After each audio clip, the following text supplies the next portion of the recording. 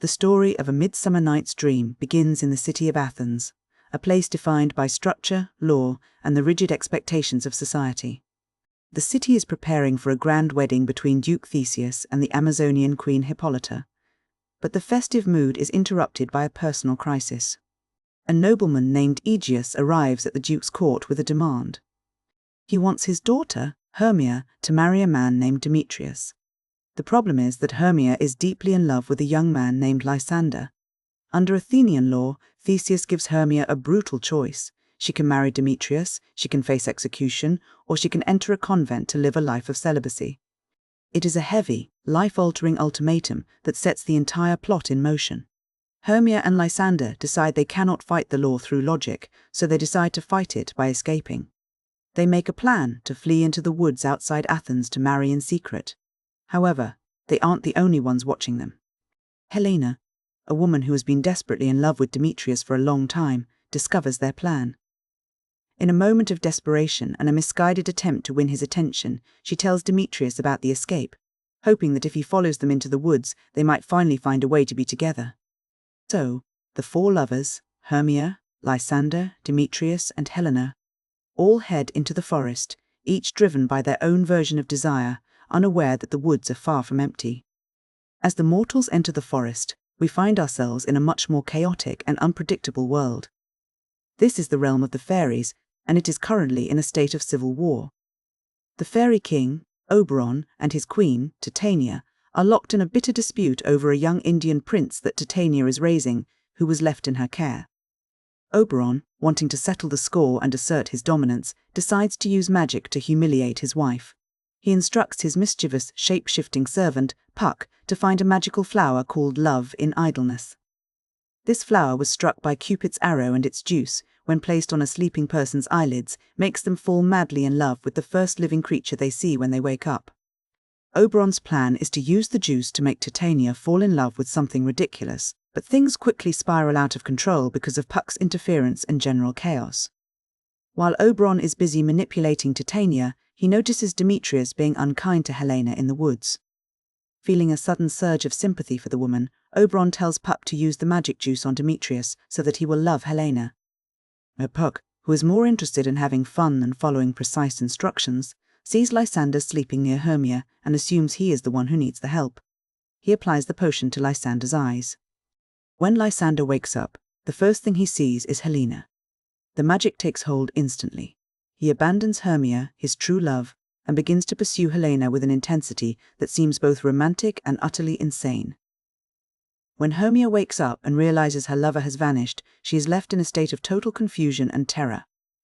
The situation only gets more complicated when the four lovers' paths cross in the moonlight. Puck, still playing his games, leads the men through the woods, causing them to wander in circles. Eventually, the four lovers are all together in a clearing, but instead of a romantic reunion, it becomes a shouting match. Lysander and Demetrius are both suddenly obsessed with Helena, and Hermia is left fighting with her best friend, who she now thinks has stolen her lover. The tension is high, and the logic of the mortal world has completely broken down. While this romantic chaos is unfolding, there is a second group of characters in the woods, a group of local tradesmen, often called the Mechanicals, who are rehearsing a play for the Duke's wedding. They are amateur actors, and they are quite bad at what they do.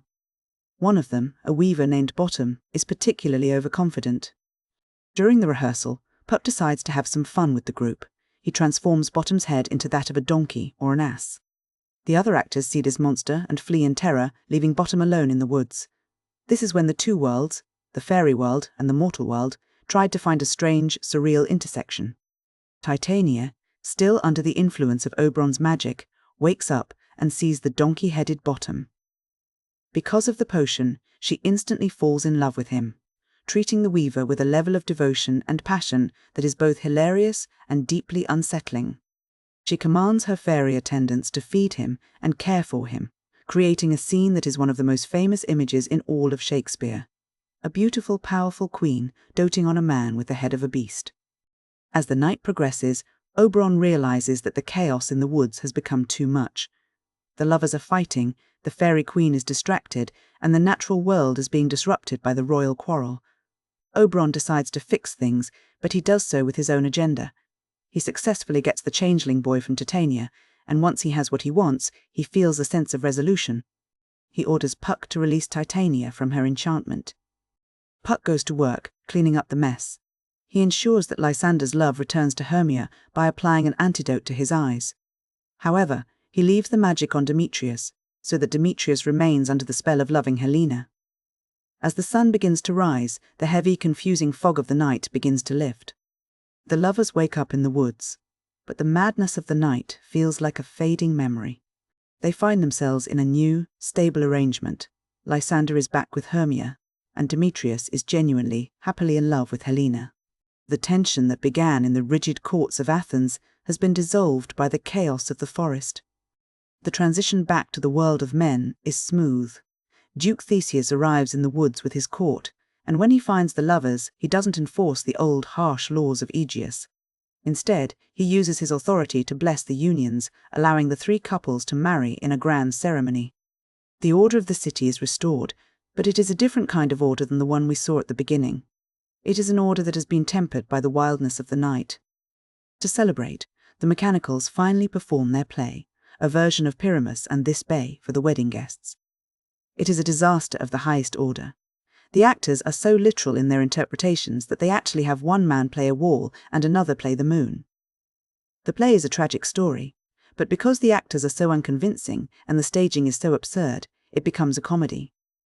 It serves as a parody of the main plot's own romantic drama, reminding the audience that the intense, life or death passion of the lovers can often look quite ridiculous when viewed from the outside. As the festivities wind down, Oberon and Titania, now reconciled, descend to bless the three marriages. The play ends with a final, famous moment where Puck addresses the audience directly.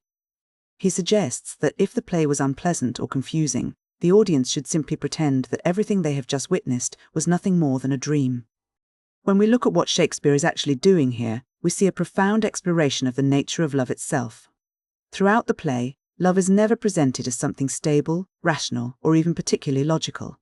Instead, it is depicted as something fickle, irrational, and easily manipulated by external forces, whether those forces are magical potions or just the sudden whims of the heart. The characters don't fall in love because it makes sense. They fall in love because they are caught in a moment of madness. There is also a constant tension between the world of law and the world of desire. Athens represents the structured, predictable side of human existence, where rules are meant to be followed and social roles are fixed. The woods, by contrast, represent the instinctual, lawless side of nature. In the city, Hermia is a subject of the law. In the woods, she is a woman fighting for her own agency. The play suggests that while society needs the structure of the city to function, the human spirit also needs the chaos of the woods to experience the true, unvarnished reality of passion.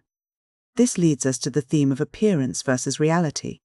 We see this in the literal transformations, like Bottom's donkey head, but we also see it in the way the characters perceive one another.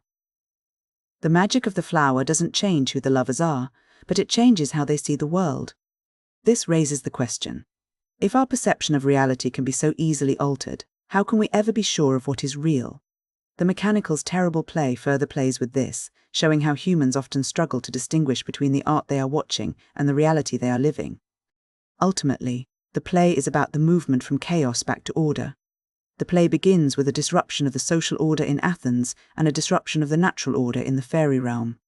It moves through a night of total confusion where identities are blurred and roles are reversed. But by the end, a new kind of order is established.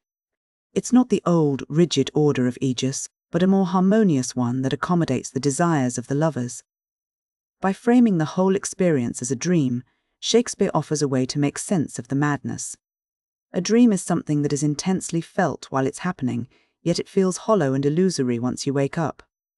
By suggesting the play is a dream, he's suggesting that the complexities, the irrationalities, and the sudden shifts of human emotion are all part of a larger, somewhat incomprehensible dream that we are all living through. It's a way of saying that while the chaos of life can be overwhelming and confusing, it is also a necessary part of the human experience.